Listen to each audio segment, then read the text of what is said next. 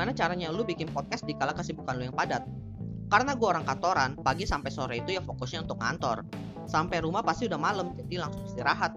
Artinya gue cuma punya waktu sedikit buat konten. Makanya gue memilih pakai Anchor, karena gue bisa bikin podcast dengan efisien. Dari rekam sampai tentuin waktu rilis. Hasilnya pun bisa maksimal. Dijamin dengan Anchor, kesibukan bukan menjadi alasan lagi buat kita nggak nge-podcast. So, cobain pakai Anchor.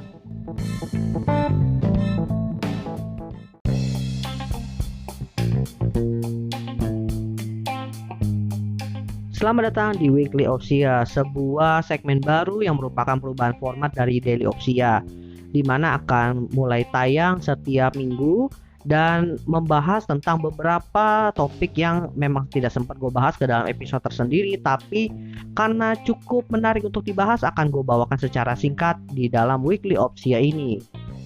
Ini adalah episode pilot, jadi mungkin nanti ada penyesuaian ke depannya nanti. So, langsung aja kita mulai masuk ke pembahasan pertama. Pembahasan pertama adalah tentang PHK yang dilakukan oleh perusahaan, di mana memang di awal bulan November ini beberapa perusahaan melakukan PHK terhadap karyawannya. Salah satunya itu yang cukup terkenal adalah Twitter yang baru saja dibeli oleh Elon Musk. Baru-baru ini melakukan PHK terhadap 3.700 orang dengan alasan bahwa perusahaan Twitter itu mengeluarkan pengeluaran yang cukup besar, sekitar 4 juta US dollar per harinya. Makanya itu adalah sebuah keputusan yang diambil untuk mengurangi pengeluaran tersebut. Dari Elon Musk sendiri mengatakan bahwa orang-orang yang terkena PHK ini pun akan mendapatkan pembayaran pesangon sebanyak 3 kali gaji. Selain Twitter, ada PHK juga yang dilakukan oleh sebuah startup raksasa dari fintech, yaitu Stripe. Mereka melakukan PHK terhadap 1.100 karyawan karena mereka ingin memangkas biaya operasional yang mereka rasa terlalu cepat naik belakangan. Dan hal ini pun menyebabkan perusahaan Stripe kehilangan valuasi perusahaan mereka sebesar 330 triliun rupiah. Dan untuk perusahaan yang tidak bergerak di startup atau bisa dikatakan non-startup, di Indonesia juga terjadi PHK yang dialami oleh pabrik-pabrik tekstil dan garmen. Lalu berita kedua terkait investment winter, di mana investment winter ini ternyata membawa dampak yang cukup besar bagi startup yang saat ini membutuhkan funding. Startup yang terdampak ini bukan cuma startup baru ya, tapi startup yang bisa dikatakan udah lebih dari 3 tahun pun, atau startup besar pun juga mengalami hal yang serupa, di mana terjadi perubahan tren, di mana mereka merubah cara untuk mendapatkan fundingnya yang awalnya itu meminta kepada investor, tapi kini berubah atau beralih menuju hutang. Dan ada salah satu startup yang namanya cukup terkenal, yaitu Traveloka, juga melakukan hal tersebut. Tapi di garis bawahi ya, di sini pembiayaannya itu tetap masih dari investor, cuma bentuknya saja yang berubah, bukan pertukaran jumlah saham, tapi melainkan dengan sistem hutang. Tapi ternyata investment winter ini tidak membawa hal yang negatif terus.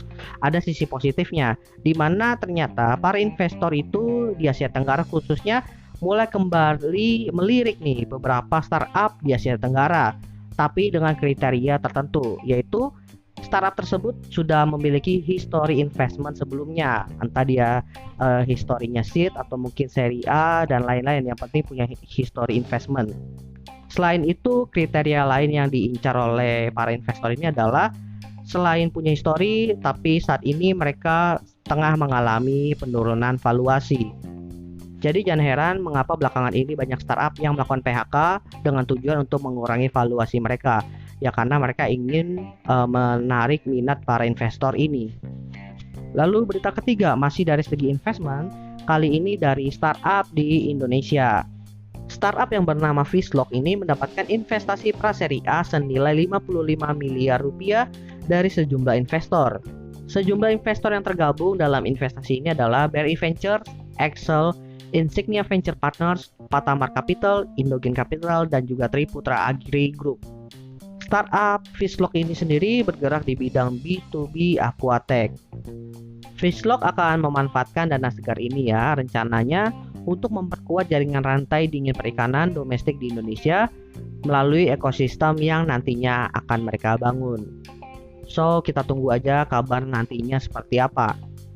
Dan berita terakhir itu adalah 2 November 2022 kemarin ya, menandakan berakhirnya era televisi analog di Indonesia dengan dimatikannya serempak di seluruh Indonesia di tanggal tersebut. Ini menandakan bahwa pemerintah itu meminta kepada masyarakat untuk mulai beralih ke televisi digital. Lalu bagaimana dengan kabar masyarakat yang saat ini belum memiliki akses kepada televisi digital? Sebagai ganti mematikan televisi analog ini, pemerintah pun mulai membagikan sejumlah set-top box kepada masyarakat, dan hal ini pun dimulai dari wilayah Jabodetabek. Nah, jadi tadi adalah 4 berita atau 4 topik hangat yang cukup diperbincangkan, sudah gua rangkum ke dalam format yang singkat. Bagaimana dengan minggu ini? Topik-topik hangat apa yang akan muncul nantinya? So, ditunggu aja di Weekly Opsia selanjutnya.